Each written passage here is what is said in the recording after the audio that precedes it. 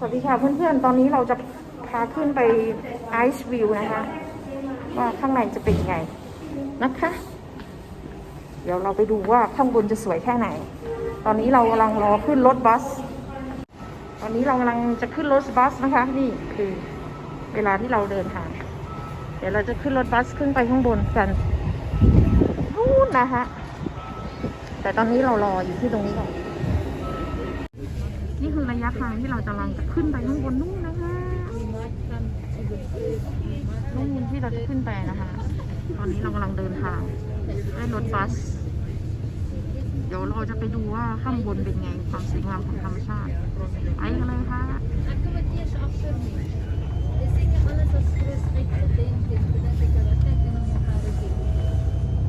Alright, so the first thing, or Jasper, is anywhere from sea level up to 1,600 meters of elevation.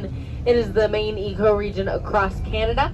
It is very warm and dry and has a large population of plant and animal species, a very big diversity in that ecoregion. And then as you came up, if you came from Banff today, you actually would have climbed about 1,000 meters in elevation up to the Columbia Icefield. We are sitting at 2,000 meters above sea level, and we are in the subalpine ecoregion, so anywhere from 1,600 to 2,100 meters. This ecoregion has a very long winter. It is very cold and wet, and it is characterized with small low-lying vegetation. There are still animals, however, that live up here. Some of the animals that we have living in this ecoregion are mountain goats, bighorn sheep, marmots, and pikas.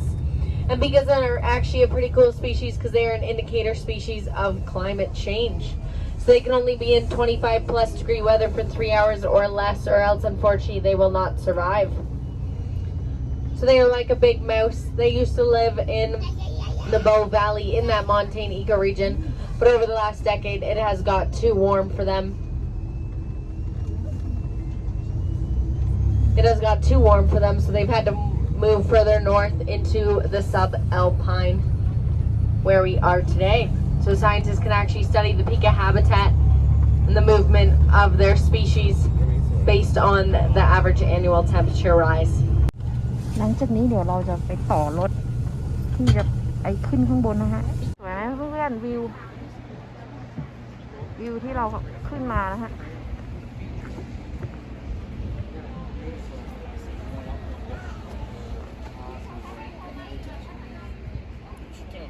Very cold, minus 150 degrees here. เนี่ยฮะ How much for the one bill? $4,500. 45. Yeah, บิ๊กบัสที่เรากำลังขึ้นไป it takes me a full year. ตอนนี้เรากำลังจะเดินทางไปข้างบนแล้ว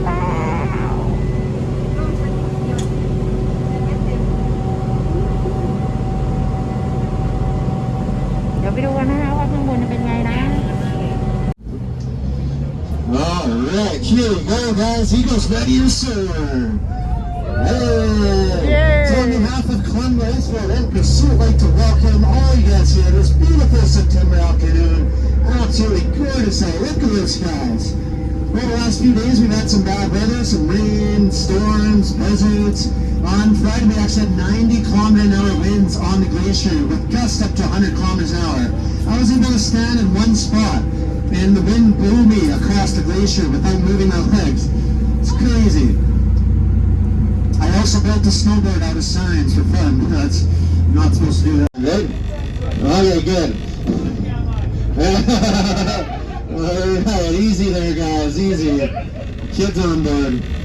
Oh my god Alright, did anyone else from anywhere cool? Did I miss anybody? South Africa. Say what? South Africa. Holy smokes, cool. Okay. Travel a long, long way. Just so you guys know, this is going to be slightly cooler than South Africa. So we'll talk about the skyline.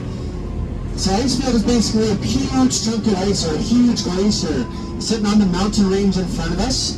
That's the Columbia Icefield. So classified Icefield as such, and this is supply ice to at least 2 different glaciers.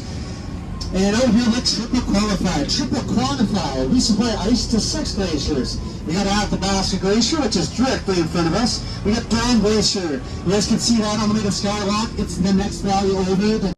So it takes about 150 years for the ice to get from the center of the glacier to the end of the Athabasca Glacier. All right, guys, show your hands up for the coolest roller coaster ride ever. Oh my god.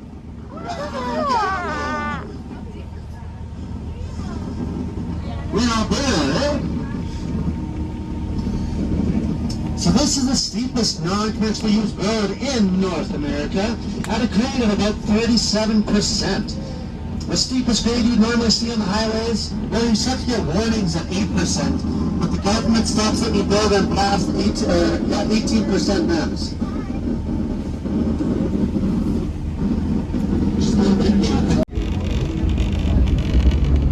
To the road. Oh, okay. And way higher. Yeah, this thing uses a lot of ice. You lose about 25 to 35 meters horizontally every year, so 25 times 40, that's a lot of ice. 250 meters. So yeah, here's something pretty cool. On the left side here, we got a crevasse. That's a crack in ice. So currently we are on the iceberg moraine. A meter below us is where the ice actually starts. For the Athabasca Glacier. It actually starts about 45 meters behind us. But yeah, we got a crevasse on the left side. Originally it split. It was only a foot wide. And it actually split the road in half. But over time it's just been widening up and dirt's been covered up. And when it first happened, it was a beautiful deep blue color. It was really cool. It took about 24 hours to fill in that hole and try and rebuild this road. Because when it, who wants to go for a swim? We got some life jackets underneath your guys' seats. We can go for a little dive. Yeah, got a couple people in the back there. Go, go, go! Go. So this is what we call the tire wash. Ooh, Can anyone guess what we use this for? Tricky. We actually we try and raise up the dirt on the right side to try and flood this as much as possible, we want to clean off the tires. Not just because of the aesthetics of the glacier, but because of the albedo effect as well. I'm sure some of you guys know what the albedo effect is. If you guys don't know what it is, I'm sure you guys have all felt it. If you wear a dark shirt on a hot summer's day, dark colors attract a lot of sunlight and they'll heat up. And so if we create any rocks on the glacier, they'll heat up and start to melt their way through the ice, creating little holes. Enhances the melting of the glacier. And there's another bad thing for the glacier called cryokinite. In the atmosphere, there's different particles, dust, dirt, bacteria, microbes, the smoke particles from fires. When they land on the glacier, we call them cryokinite. And on the right here, we got what we call a cryokinite cone. So a cryokinite cone's big enough that it'll insulate the ice underneath it, but it'll still melt the ice around it. That's how those cones are created. So we call them cryokinite cones, dirt cones, or glacier turds. Really bad for glacier, enhances the melting of it. So guys, we're just about here now. There is a boundary. Water bottles. If you guys want to get free photographs taken by a photographer, the goose bus in front of us, you can do so. If you go down to the gift shop, you can look at them, then you can purchase them if you like them. If you reference my name, Steve, you can get 10% off. สวัสดีเพื่อนๆเราก็มาถึงสถานที่นี้แล้วนะดูสิ Icefield โอ้ดูรอบๆนะสวยงามมากเรามาถึงแล้วที่ Icefield เดี๋ยวเรา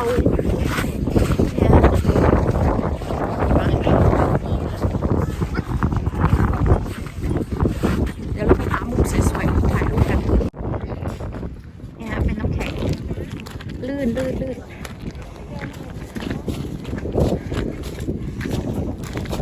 มองแทบไม่เห็นเลยแล้วมันบรรยากาศให้ฟิลสวยงามมากตอนนี้มือเราก็เริ่มแข็งแล้วลมแรงมากๆเลยเดี๋ยวต้องขอใส่ถุงมือก่อนรถใหญ่มากถ้าไม่มีรถคันนี้เรามาไม่ได้เลยนะเพื่อนๆต้องขึ้นรถคันนี้มา